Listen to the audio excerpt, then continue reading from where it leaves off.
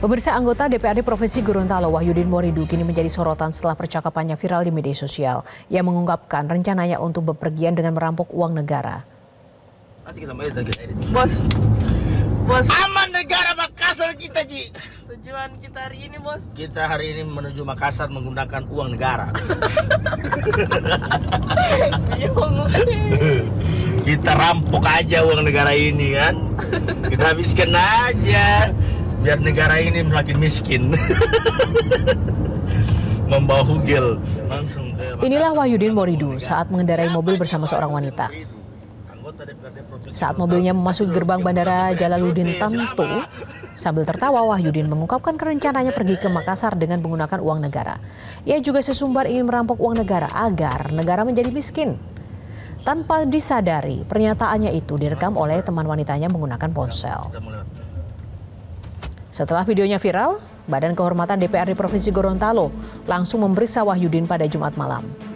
Ketua Badan Kehormatan DPRD Provinsi Gorontalo, Fikram Salilama, mengungkapkan video itu direkam pada bulan Juni 2025 dan dalam pengakuannya Wahyudin tidak tahu apa yang diucapkannya dan tidak menyadari percakapan tersebut direkam karena dalam kondisi mabuk. Rencananya Badan Kehormatan DPRD akan melakukan sidang paripurna terkait disiplin anggota DPRD pada Senin depan. Beberapa saat ini tersangka permasalahan berdasarkan ada dalam video itu, tapi yang bersangkutan menyatakan bahwa dia tidak tahu. Nah, kami kejar, kami lihat bahwa di mobil itu ada botol minuman. Ada botol minuman. Kami kejar, apakah saudara telah melakukan atau mengkonsumsi minuman keras?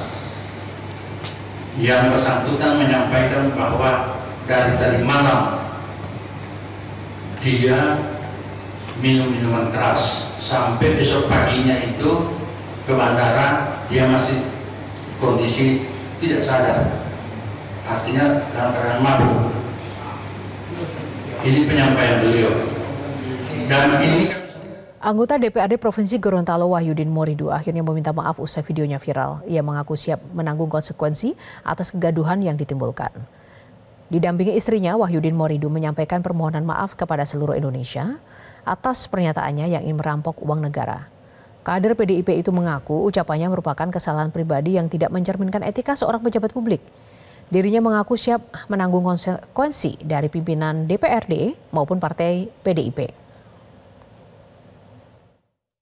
Bapak dan Ibu sekalian yang saya hormati, saya Wahyudin Moridu, anggota DPRD Provinsi Gorontalo. Bersama ini saya didampingi oleh istri saya, Megawati Nusi. Dengan ini atas nama pribadi dan keluarga, saya memohonkan maaf atas video yang telah diviralkan di media TikTok beberapa waktu lalu. Sesungguhnya Bapak dan Ibu sekalian, saya tidak berniat untuk melecehkan ataupun menyinggung perasaan masyarakat Gorontalo yang saya wakili. Semua ini murni kesalahan saya, Bapak dan Ibu sekalian, dan atas kejadian ini dari hati yang paling dalam saya mohonkan maaf kepada Bapak dan Ibu sekalian. Selanjutnya Bapak dan Ibu sekalian, apapun konsekuensi yang ditimbulkan atas video ini, saya, keluarga, dan teman-teman dekat, saya memohonkan maaf dan saya bersama istri saya siap menanggung konsekuensi yang. Meski sudah meminta maaf, DPP PDIP tidak akan mentoleransi perbuatan yang melukai hati rakyat. Ketua DPP PDIP Bidang Kehormatan Komarudin Watubun mengatakan, PDIP telah mengeluarkan sanksi pemecatan terhadap Wahyudin dan partainya akan segera melakukan pergantian antar waktu. Sebelumnya anak mantan Bupati Buaelemo Darwis Moridu itu rupanya pernah terjerat narkoba pada tahun 2020 dan ditangkap bersama 2 anggota DPRD lainnya di Jakarta.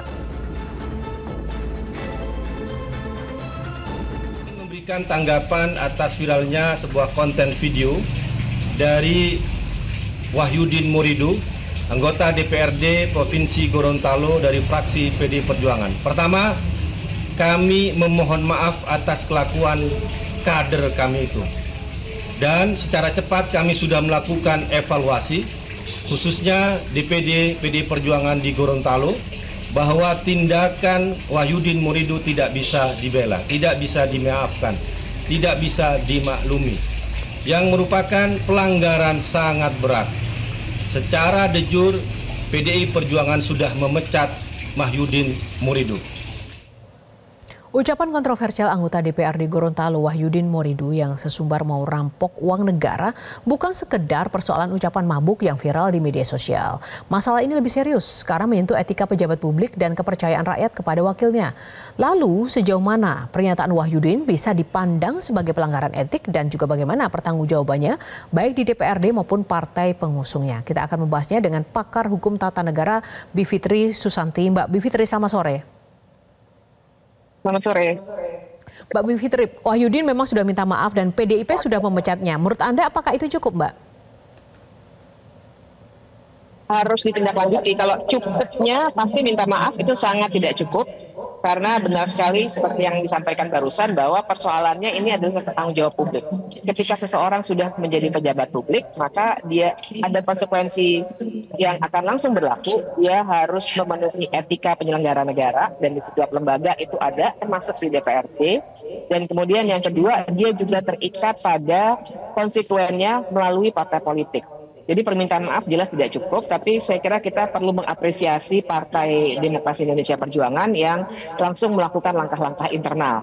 Nah, nanti tinggal kita kawal terus apakah proses berikutnya di level DPRD itu akan ditindaklanjuti. Karena nanti kalau sudah dari partainya mengajukan penggantian antar waktu, nah kemudian nanti pimpinan DPRD juga harus melakukan tindakan-tindakan administratif sampai dengan nanti benar-benar diberhentikan antar waktu, digantikan oleh orang lainnya dari partai yang sama dari daerah pemilihan yang bersangkutan. Kira-kira begitu prosesnya.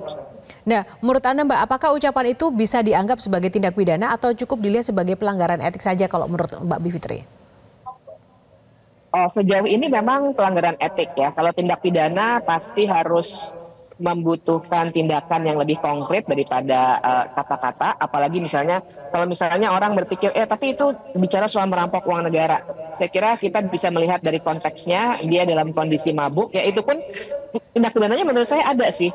Dia menyetir dalam keadaan mabuk misalnya. Itu sebenarnya kan tidak diperbolehkan melanggar undang-undang lalu lintas. Tapi kalau kata-kata itu sendiri tentu saja tidak ada maksud betul-betul dalam arti yang harafiah begitu ya, dia akan rampok uang negaranya, tapi ungkapan bahwa dia menggunakan uang negara untuk tujuan-tujuan yang sebenarnya tidak pada tempatnya.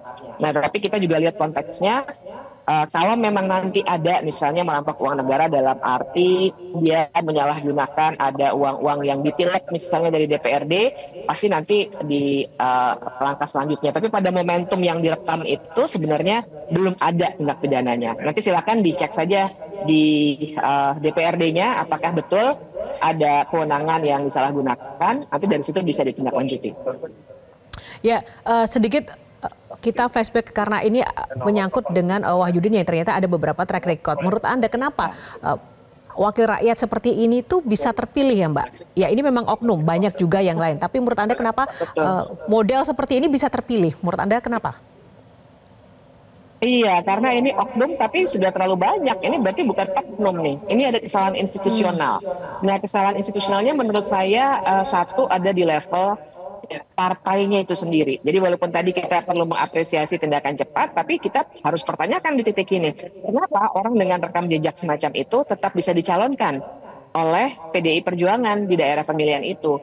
Harusnya partai yang berfungsi dengan baik, dia akan menjadi filter terlebih dulu. Karena kita harus paham dalam sebuah sistem kepemiluan, memang pemilih pertama-tama akan disodori pilihan.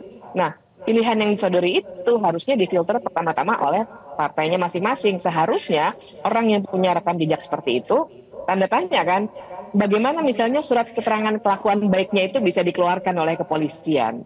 Ya, itu saja saya kira mesti jadi catatan buat kita semua. Sistem kita berarti ada yang salah.